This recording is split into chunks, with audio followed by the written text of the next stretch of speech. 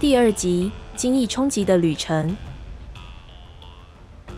观光团一行人自基隆港登上釜山湾，经过4天3夜的海上航行后，8月6日清晨抵达日本长崎港，展开进入帝国的观光旅程。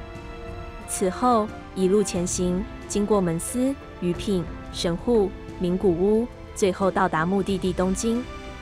对于第一次离开山林部落，跨越大海来到日本的台湾原住民来说，他们在此体验了生命中的诸多第一次，种种好奇、惊叹、观察或省思，引发了不少趣事。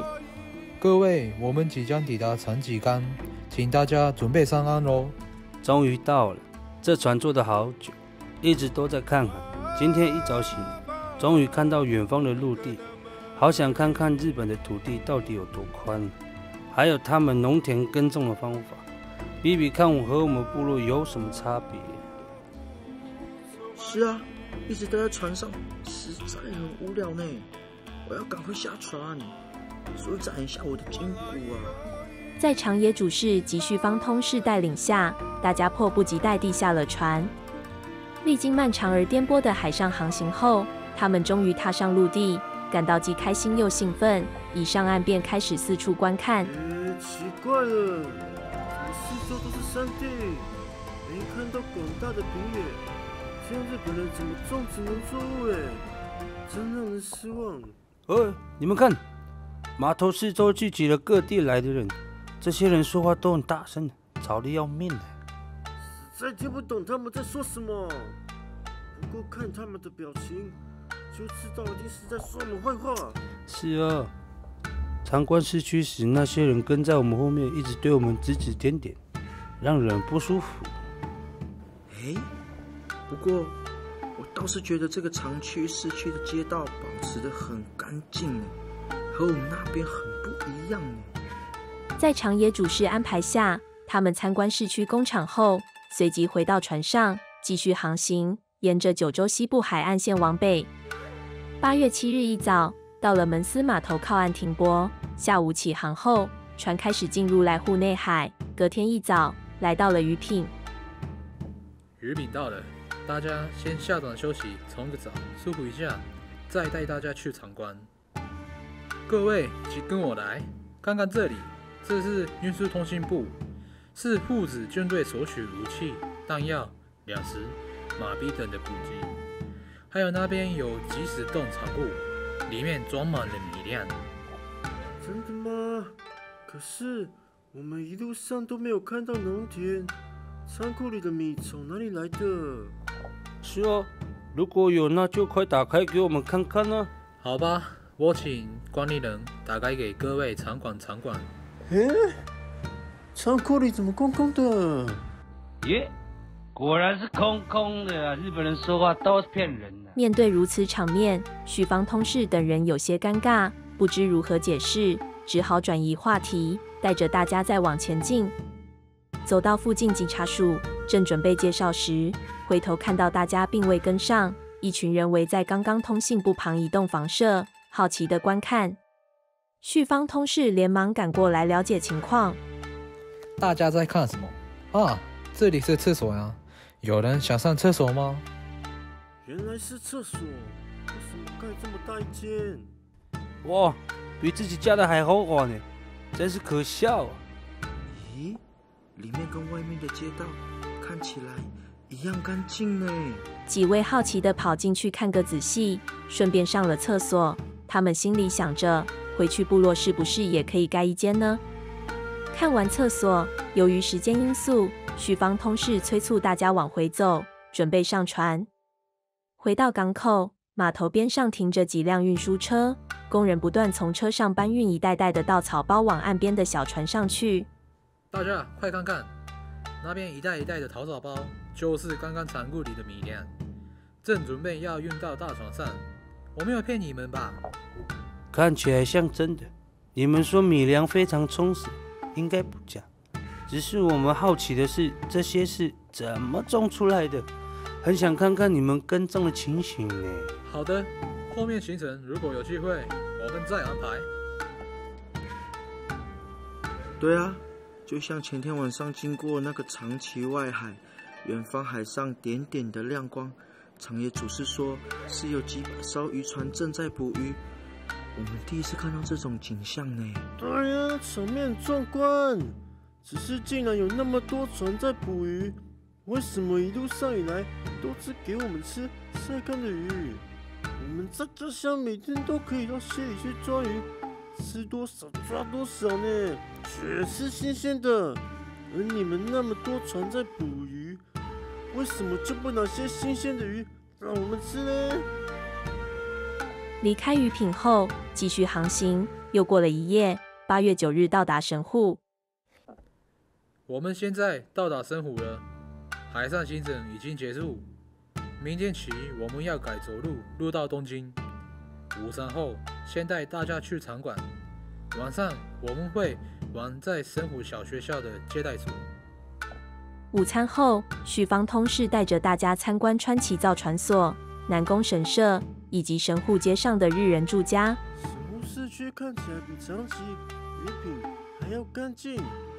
港口停泊的船只也多到数不清，能够来到这里参观，真是令人高兴。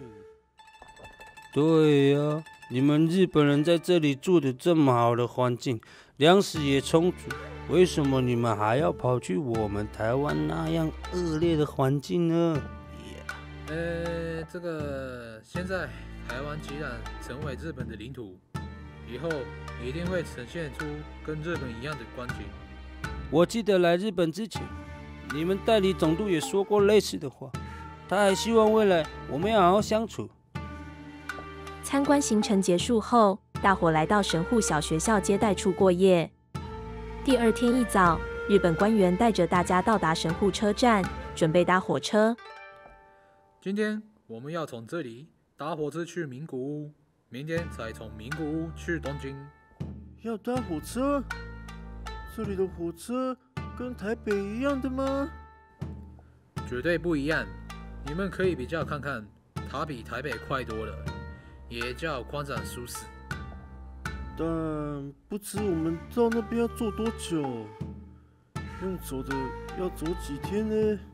从神户走到名古屋大概要10多天，若是搭火车，不到1天就到了。哇，有这么快吗？听完，大家面面相觑，带着半信半疑的心情上了火车。火车启动后，速度逐步加快，沿途经过大阪、京都，景物飞快地从眼前往后飘走。哇，这个火车开得真快，很吓人呢。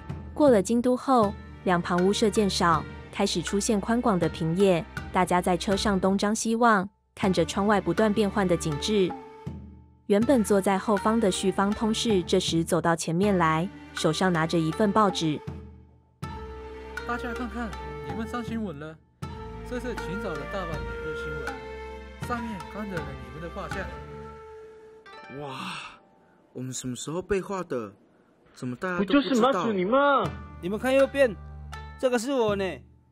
左边这个是我，连衣服都画得很清楚。中间较矮的这个，不就是马祖你吗？想不到短短的采访时间，日本记者就能快速把我们画下来，真厉害呢！当大伙你一言我一语讨论着报纸上那张画像时，忽然有人惊呼，并手指窗外的景象。你们看，外面是一大片农田呢，有很多人在那边耕作呢。此时，大家纷纷好奇地打开车窗，探头出去，外面一整片的稻田，似乎已进入收割的季节，农夫们正在忙碌着。我们终于看到日本人农作生长的情景，以及农人努力耕作的样子。他们有那么大片的农田，难怪日本仓库里有满满的米粮。是啊，除了稻米外，还有番薯、茶叶以及烟草的种植呢。大伙靠在窗边，欣赏着这幅繁忙农村的景象，大有不虚此行之感。不久，火车逐渐进入市区，眼前来到了名古屋驿。旭方通事通知大家在此稍作休息，待会准备一起搭人力车去参观织物工厂。我们现在来到了爱子植物会社的植物工厂，听说这里有700多名员工。哇，好大一家工厂啊！我注意到工厂的人呢，使用机器纺纱的速度很快，一个人一次就能造几百条纱线。这工作在我们部落是女人负责的，但是他们一天能纺的纱线数量很有限。未来不知道我们可不可能也拥有这么厉害的机器快点快点，大家快看看厂房的另一边，他们用机器很快就织出一匹布来，不像我们手工好久才能织出一块小布呢。只是不知道像我们贵族身上那样漂亮的衣服，他们能不能做得出来哈？衣服上面有很多美丽的装饰呢。我们工厂从压线开始，接着染色到变色，最后包装，都是由员工一起分工进行的。像你们现在身上穿的各式各样衣服，只要有需求，我们都可以帮你们生产。真的吗？那太好了，我回去可以跟我们部落的女人说。只是这样子，他们好像就没有事情可以做了耶。那还是不要用这种机器好了。何况这台机器不知道要多少钱，我们是不用钱的。众人听完，哈哈大笑。参观完工厂，一行人回到寓所，用餐休息，准备明天一早前往东京。